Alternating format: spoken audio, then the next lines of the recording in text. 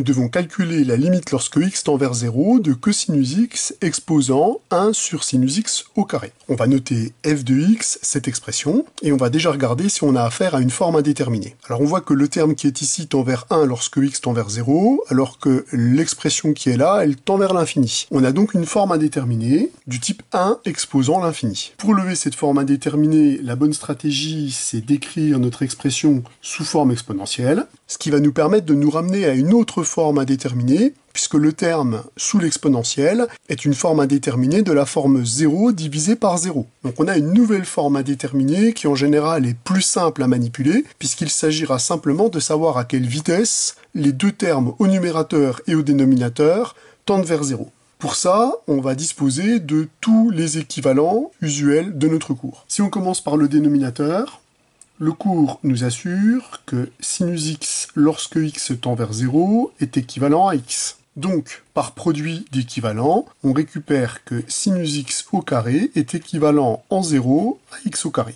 On sait donc que sinus x au carré tend vers 0 à la vitesse de x au carré. Pour le numérateur maintenant, eh bien, cosinus x tend vers 1 lorsque x tend vers 0. Donc on va utiliser notre stratégie habituelle de faire apparaître 1 plus quelque chose qui tend vers 0. Donc on fait une opération blanche en écrivant 1 moins 1 à l'intérieur du logarithme. En faisant ça, on fait apparaître évidemment un terme qui tend vers 0. Ce terme-là tend vers 0 lorsque x tend vers 0. On est donc en mesure d'utiliser l'équivalent du cours qui nous dit que ln de 1 plus u est équivalent lorsque u tend vers 0 à u.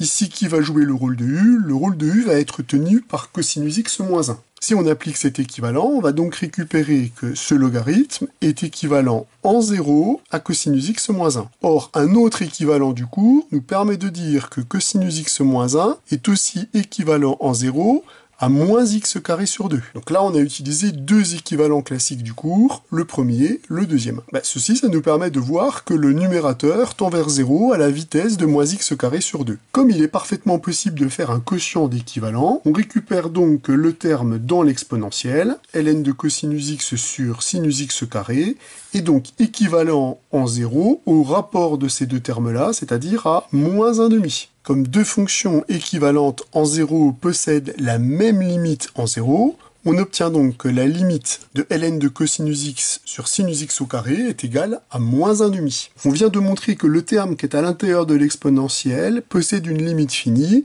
et cette limite c'est moins 1,5. On est en mesure de calculer la limite de cette exponentielle. Comme exponentielle est continue en moins 1,5, on peut donc affirmer que la limite lorsque x tend vers 0 de cosinus x à la puissance 1 sur sinus x au carré est donc égale à exponentielle de moins 1,5, que l'on peut également écrire, si cela nous chante, 1 sur racine de e. Donc là encore, dans le cas des puissances réelles, bien écrire le terme sous forme exponentielle, bien extraire ce terme pour pouvoir en calculer sa limite, puis ensuite utiliser la continuité de l'exponentielle au point où se trouvait la limite.